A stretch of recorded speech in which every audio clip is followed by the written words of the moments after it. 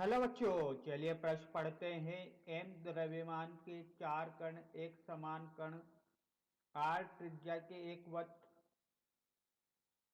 में समान दिशा में तथा समान चाल से उनके अन्योन्य गुरुत्वाकर्षण बल के प्रभाव में परिक्रमण कर रहे हैं, जैसा कि चित्र में दिखाया गया है। कण का वेग होगा। तो आइए बच्चों, प्रश्न के लिए मुख्य उदाहरण की चर्चा करते हैं। बच्चों, मुख्य उदाहरण देखिए बच्चों, जब भी दो कण, ये दो कण है बच्चों जिनके द्रव्यमान m है और ये r दूरी पर रखे हुए हैं बच्चों। तो बच्चों इनके बीच में आकर्षण का बल, जिसे बच्चों बोला जाता है गुरुत्वाकर्षण बल, ये होगा बच्चों g m1 m2 बटे दूरी के वर्ग के।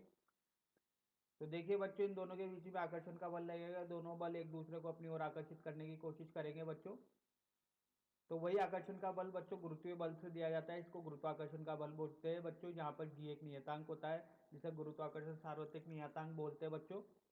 अब देखिए बच्चों, अगर कोई भी कण अगर वृत्तीय पथ पर गति करता है, तो वृत्तीय पथ पर गति करते हुए कण के लिए बच्चों एक बल कार्यरत होता है जिसे बोलते हैं बच्चों अपकेंद्रीय बल।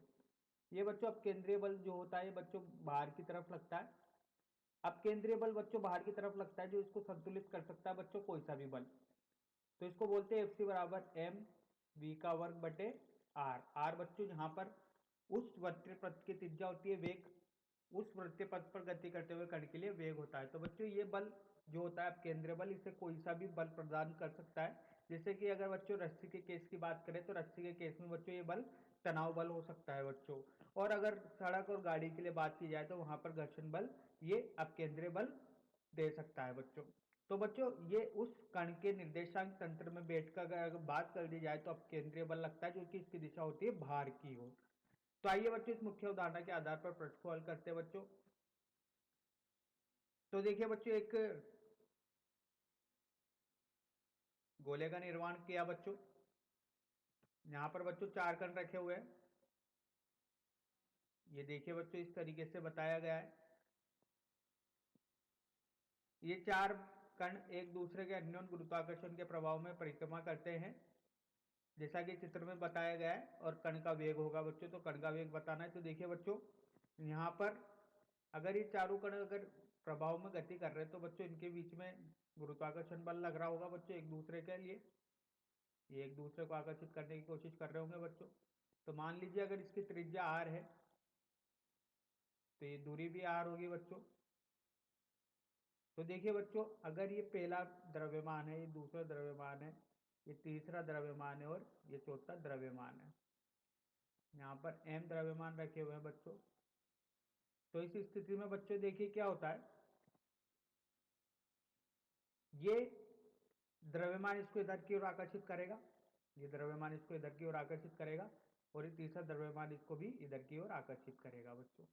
तो देखिए, इस पर तीन बल लग रहे। एक तो लग रहा है F14, एक लग रहा है F12 और एक लग रहा है बच्चों F13। तो देखिए बच्चों, यहाँ पर क्या होता है, दूरी की बात कर ली जाए, तो बच्चों ये दूरी होगी, देखिए ये भी आर है, ये भी आर है। तो बच्चों ये हो जाएगी वर्गमूल 2r के। तो बच्चों ये दूरी भी वर्गमूल 2r के बराबर होगी। तो देखिए F14 और F12 जो है, इनके अगर परिमाण निकालते हैं, तो ये होगा बच्चों जी एम का वर्ग। सूत्र लगाया है बच्चों जी M1 M2 बटे दूरी के वर्ग के, जैसा कि बच्चों आपने ने मुख्य उदाहरण में देखा था। तो जी एम का वर्ग बटे वर्गमूल 2r का वर्ग, इसको हल करने पर मिलता है बच्चों जी एम का वर्ग बटे 2r का वर्ग। और बच्चों यही सेम परिमाण जो होगा, समान परिमाण F12 का भी होगा, क्योंकि दोनों के बीच में दूरी भी वही है। अब बच्चों तीन की बात की जाए, तो इसका होगा जी एम वर्ग बटे 2r का वर्ग। तो इसको हल करने पर मिलेगा बच्चों जी एम वर्ग का बटे 4r का वर्ग। अब देखिए बच्चों, जो यहाँ पर F, ये दो बल है, F 1 4 और F 1 2, इन दोनों के बीच में कोण कितना है 90 डिग्री। तो बच्चों इनका जो परिणामी बल होगा, इनका परिणामी बल Fr जो होगा, ये होगा वर्गमूल F के बराबर।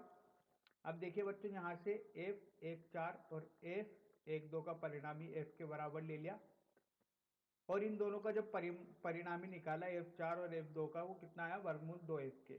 तो f का मान कितना है बच्चों, g m का वर्ग बटे 2r का वर्ग। तो इसका मान रखते हैं तो ये निकलेगा वर्गमूल 2 g m का वर्ग बटे 2r का वर्ग। तो बच्चों इन दोनों बलों का परिणामी जो कि वो इसी दिशा में होगा, क्योंकि बच्चों यहाँ पर कोण किसके बराबर है, 45 डिग्री के बराबर है। ठीक है, अब देखिए बच्चों इन दोनों का परिणामी निकल के आ गया वर्गमूल 2 GM वर्ग बटे 2R वर्ग। और बच्चों इसको कुल परिणामी निकालने के लिए, कुल परिणामी बल निकालने के लिए बच्चों यहाँ पर क्या किया जाएगा, इसमें एक और बल ऐड कर दिया जाएगा, जोड़ दिया जाएगा, GM का वर्ग बटे 2R का वर्ग धन F13 का बल जोड़ दिया जाएगा बच्चों, GM का वर्ग बटे 4R का वर्ग। तो देखिए बच्चों यहां से हल करने पर मिलता है कुल परिणामी GM का वर्ग बटे R का वर्ग, ये ओबेनिस्ट ले लिया, वर्गमूल 2 बटे 2 धन 1 बटा 4। तो देखिए जब यहाँ पर ये इस तरीके से बच्चों अपन ने इसको हल कर दिया, तो देखिए अब क्या मिलता है अपन को आगे की ओर हल करने पर। इसको यहाँ पर लिखते हैं बच्चों। अब बच्चों इसमें अगर ये बी वेग से घूम रहा है तो इसमें जो अब केंद्रीय बल लगेगा बच्चों को कितना लगेगा, एम बी का वर्ग बटे आर। ये बच्चों अब केंद्रीय बल जो इसको संतुलित कर रहा होगा, कौन सा बल, गुरुत्वाकर्षण बल वृत्तीय पथ पर घुमाने के लिए। तो वृत्तीय पथ पर ये एम बी का वर्ग बटे आर किसके बराबर हो जाएगा, जी एम का वर्ग बटे आर का वर्ग 1 बटा, इसको हल करने पर बच्चों मिलेगा देखिए 2 वर्गमूल 2 धन 1 बटा 4। तो देखिए यहाँ से m से m कट रहा है बच्चों, r से r। अब देखिए v का वर्ग बराबर होगा बच्चों सी m बटे r 2 वर्गमूल 2 धन 1 बटा 4। ठीक है बच्चों, तो यहाँ से बच्चों वर्गमूल वर्ग को हटा के यहाँ पर ले लेते हैं इधर की तरफ। तो ये होगा जी एम बटे आर 2 वर्गमूल 2 धन 1 बटा 4। तो बच्चों यही अपने प्रश्न का उत्तर है। बोला गया था बच्चों कण किस वेग या चाल से चलेगा, तो बच्चों इसका उत्तर है वर्गमूल जी एम बटे ब्रैकेट 2 वर्गमूल 2 धन 1 बटा 4। तो आशा करता हूँ बच्चों आपको यह समझ में आया होगा। धन्यवाद।